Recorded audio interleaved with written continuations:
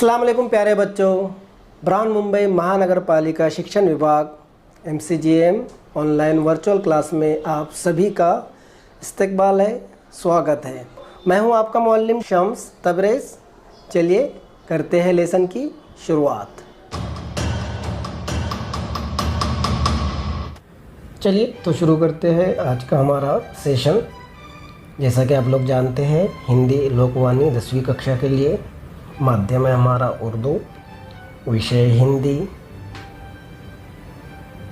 कक्षा 10वीं। और आज का हमारा पाठ है पाठ क्रमांक 5, चार हाथ चांदना, और ये इसका भाग 2 है, यानी कि पार्ट 2 है।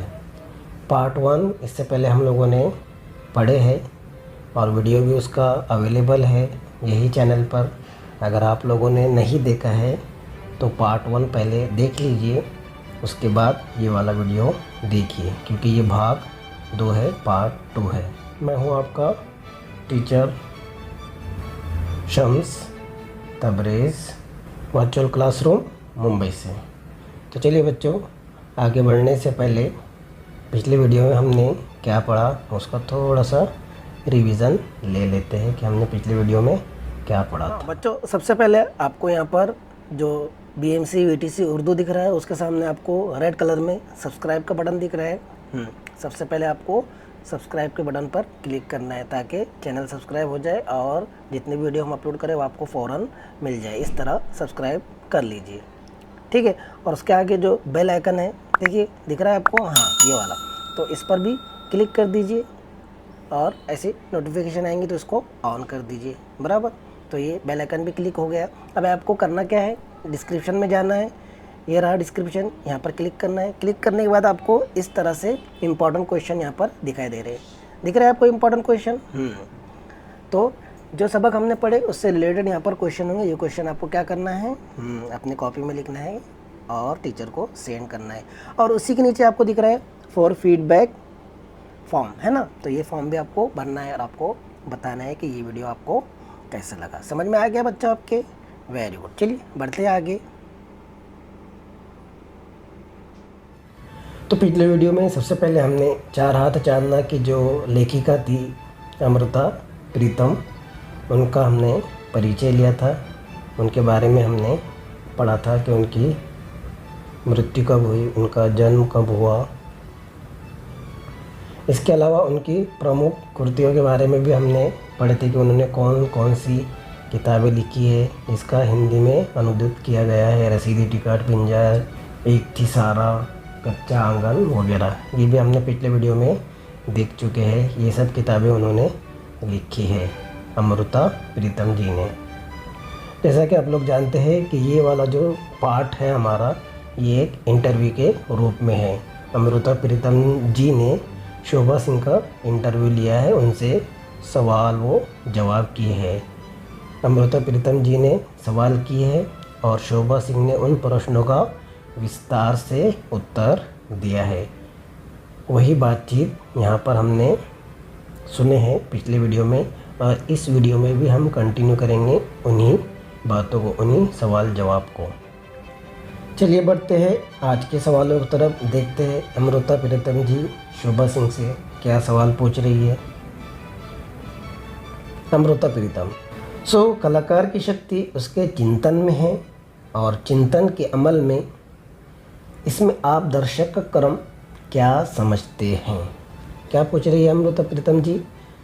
कलाकार की शक्ति उसके चिंतन में है और चिंतन के अमल में।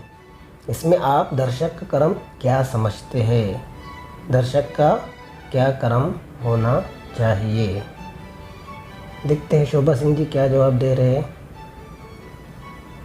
शोभा सिंह: कई दर्शक ऐसे भी होते हैं जो बगल में लगे हुए चित्र को देखने के लिए पूरी तरह गर्दन भी नहीं घुमाते, या सरसरी नज़र से सब चित्रों को देखकर पूछेंगे बस और तस्वीरें नहीं हैं।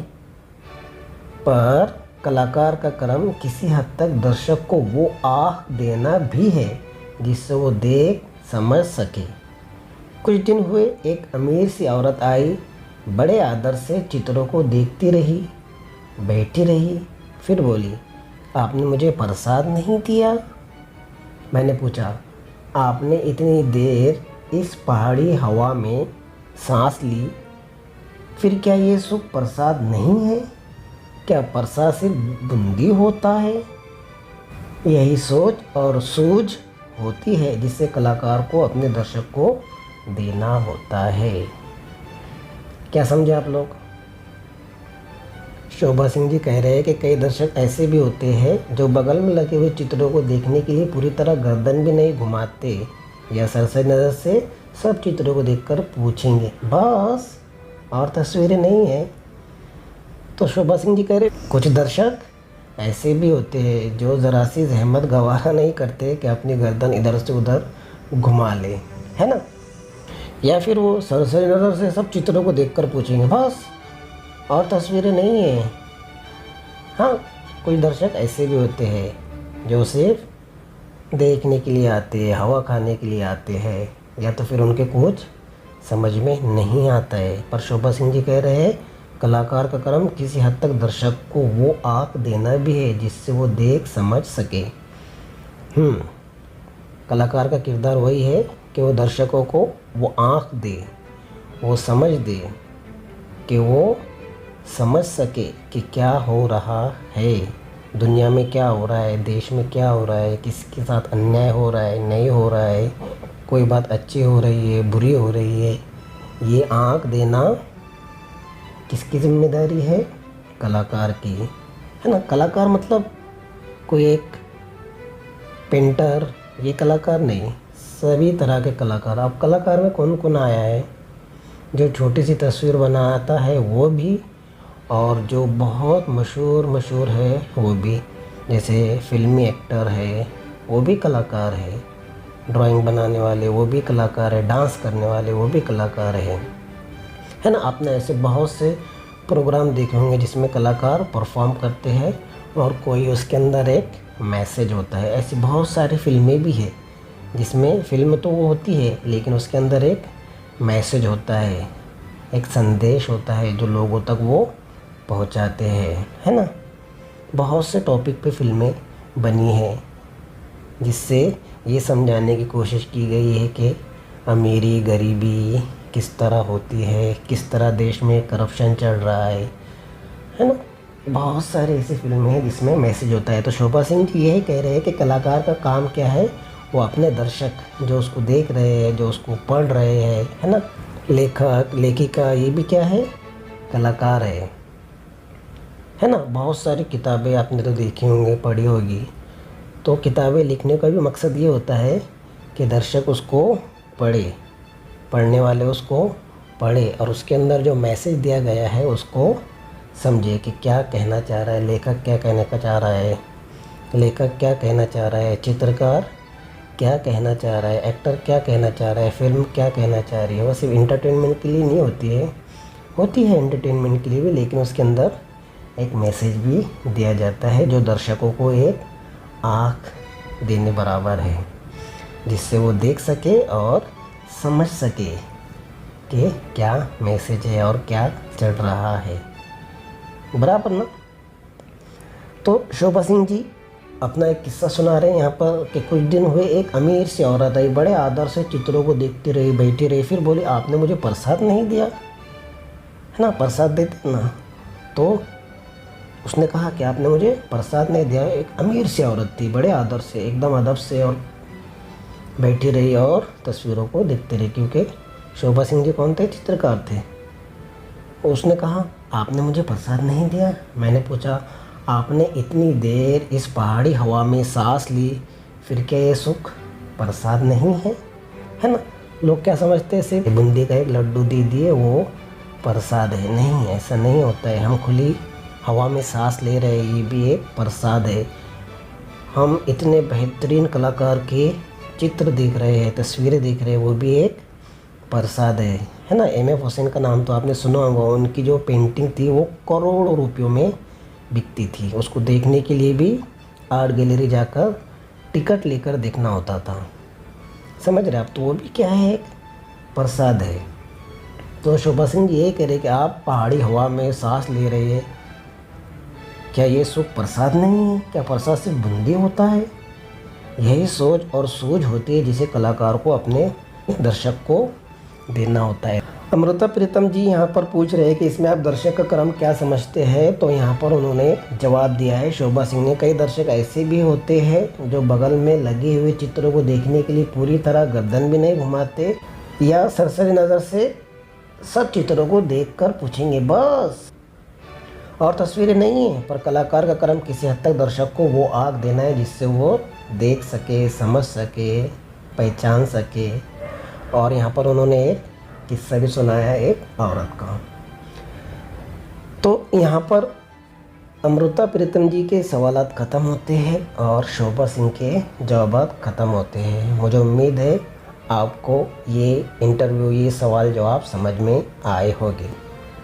अब बढ़ते आगे, देखते हैं कुछ करने वाले काम, जैसा कि हम हर पाठ में करते हैं। बढ़ते आगे, तो श्रवणीय, जैसा कि मैंने आपको इससे पहले भी इसका मतलब समझाया हुआ हूँ। श्रवण का मतलब है सुनना और श्रवणीय मतलब सुनने लायक और सुनना और उस पर अमल करना। ठीक है, चलिए देखते हैं क्या है सुनने जैसे। तो ये आपको पसंद आएगा ये वाला काम। आपको देशभक्ति पर आधारित गीतों का कार्यक्रम प्रस्तुत करना है। क्या करना है आपको? देशभक्ति पर आधारित गीतों का कार्यक्रम प्रस्तुत करना है। इसकी रूपरेखा बनाने हेतु रेडियो पर गीतों का कोई कार्यक्रम सुनिए, है ना। आपने तो ये देखा ही होगा कि जब भी 15 अगस्त 26 जनवरी है ना आते हैं तो हमारे यहाँ पर धूम से देशभक्ति के गाने बजते हैं ना, बराबर। अब बताइए मुझे कौन कौन से देशभक्ति के गाने आपने सुने हैं और या सिर्फ 26 जनवरी 15 अगस्त को ही सुने हैं या उसके बाद भी सुने हैं, है ना।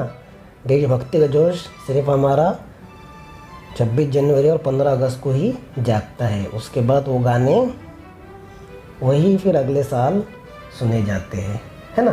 तो आप मुझे बताइए कौन से गाने आप सुनते हैं। और यहाँ पर तो आपको कार्यक्रम प्रस्तुत करना है, उसके लिए आपको गीत सुनने ही पड़ेंगे।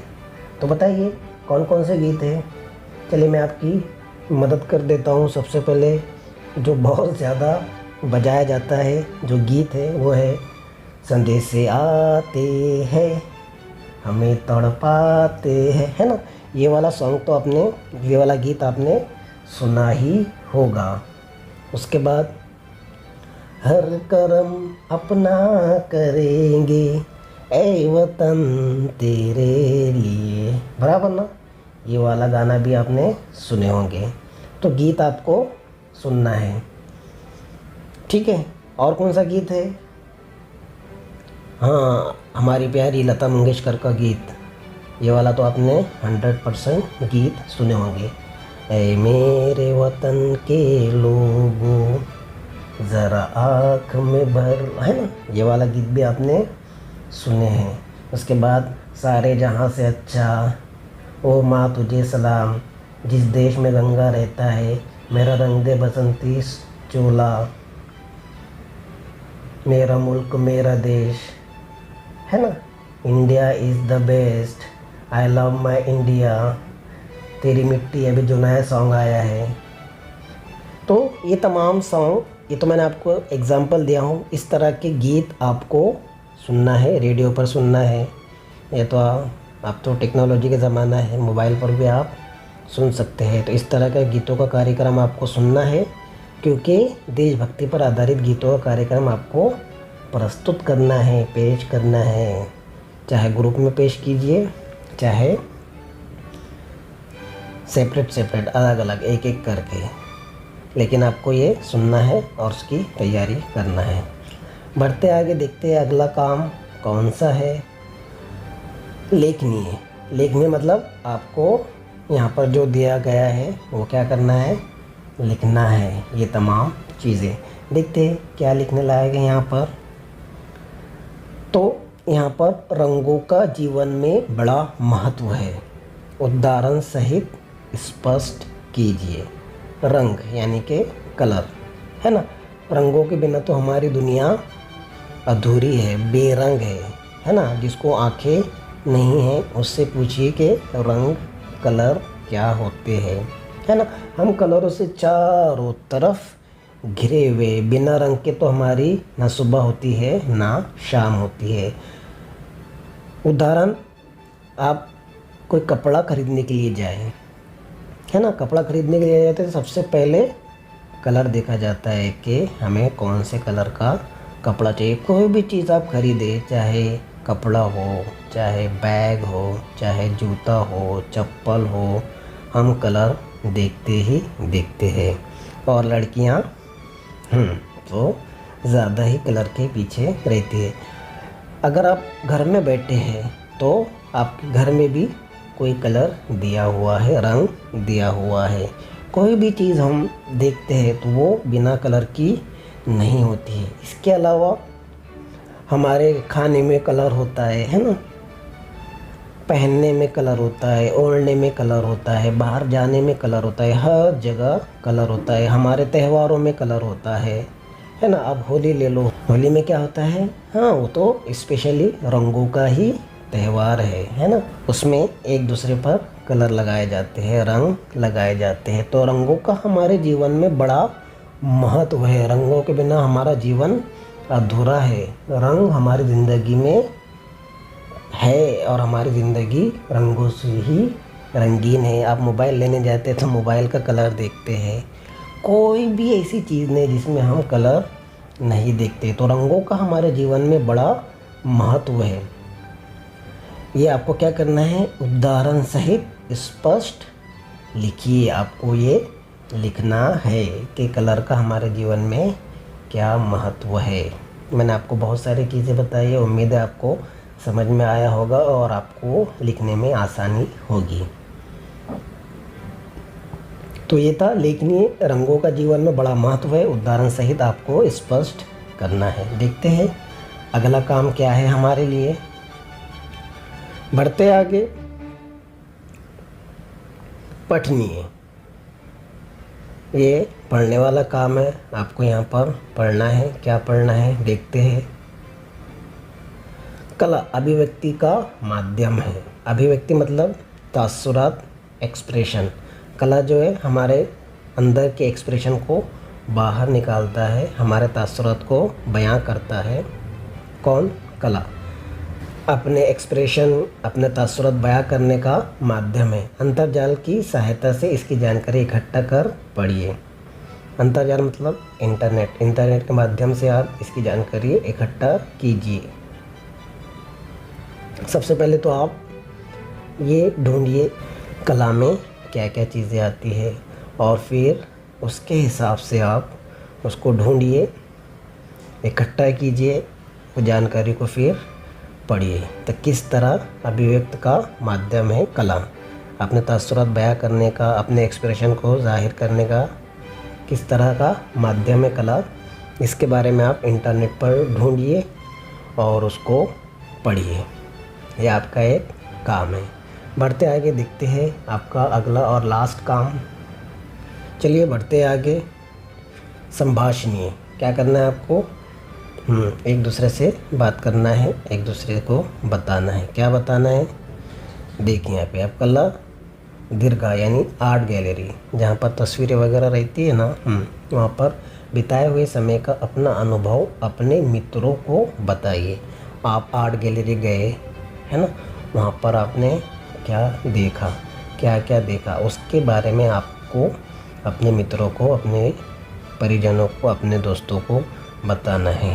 क्या बताना है कि आप आर्ट गैलरी गए थे, वहाँ पर आपने तस्वीरें देखी, कौन कौन सी तस्वीरें देखी, किस तरह की तस्वीरें थी, किस तरह की चित्र थे, ये आपको बताना है। सबसे पहले तो आपको जो भी आप वहाँ पर देखेंगे उसको ध्यान से समझकर देखना है, ताकि आप अपने मित्रों को बता सके कि हम आर्ट गैलरी गए थे, किस तरह गए थे, फिर वहाँ पर जाने के बाद क्या हुआ, वहाँ पर जाने के बाद आपने कौन कौन सी चित्रें देखी, और उसके कलाकार कौन थे, किसने वो चित्र बनाए थे, ये सब आपको ध्यान से समझना है और उसके बाद अपने मित्रों को बताना है। ठीक है, तो अगर आप आर्ट गैलरी नहीं गए तो जाइए, घूम कर आइए, आपको भी अच्छा लगेगा, नया इल्म आपको हासिल होगा और एक नए तरह का एक्सपीरियंस आपको होगा आर्ट गैलरी का। अगर आप लोग नहीं गए हैं तो एक बार ज़रूर जाइए, और गए हैं तो अपने मित्रों को इसके बारे में बताइए। ठीक है, चलिए बढ़ते आगे और करते हैं कुछ और करने वाला काम। चलिए अब स्वाध्याय देख लेते हैं, थोड़ा सा, पूरा स्वाध्याय नहीं करेंगे, उसमें से कुछ हिस्सा हम लोग यहाँ पर करेंगे। तो सबसे पहले पाठ में प्रयुक्त ऐसे शब्द ढूंढकर लिखिए जिनका वचन परिवर्तन नहीं होता। वचन का मतलब आप तो जानते ही हैं, वचन अनेक वचन, एक वचन अनेक वचन, आप लोगों ने ये पढ़े होंगे व्याकरण के भाग में, बराबर ना। तो पाठ में प्रयुक्त ऐसे शब्द ढूंढकर लिखिए जिनका वचन परिवर्तन नहीं होता, जिनका वचन नहीं बदलता। आपको ऐसे शब्द ढूंढना है और क्या करना है, आपको लिखना है। ये आपके पुस्तक में दिया हुआ है। जैसे वृक्ष का अनेक वचन नहीं है,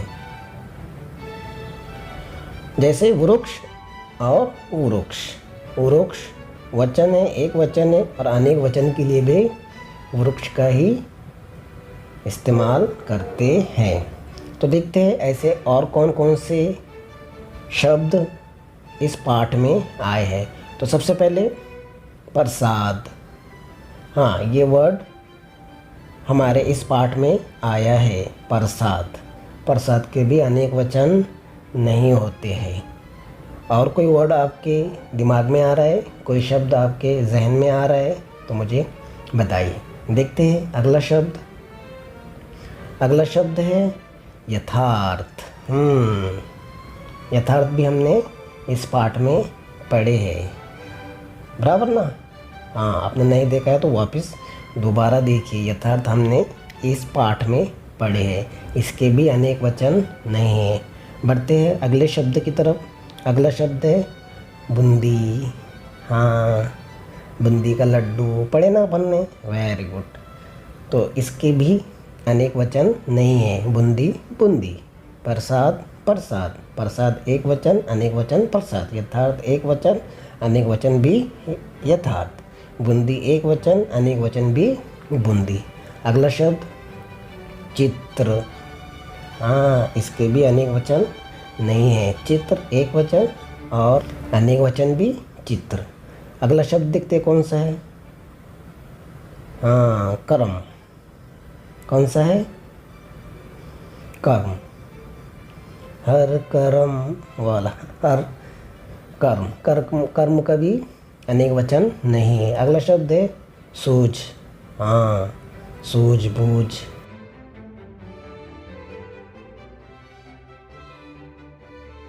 है ना, अभी हमने पढ़े ना कि कलाकार को वो आँख देना चाहिए जिससे वो सोच समझ सूझ सके, बराबर ना। बढ़ते आगे। प्रभाव, इसका भी अनेक वचन नहीं है। और है इतिहास।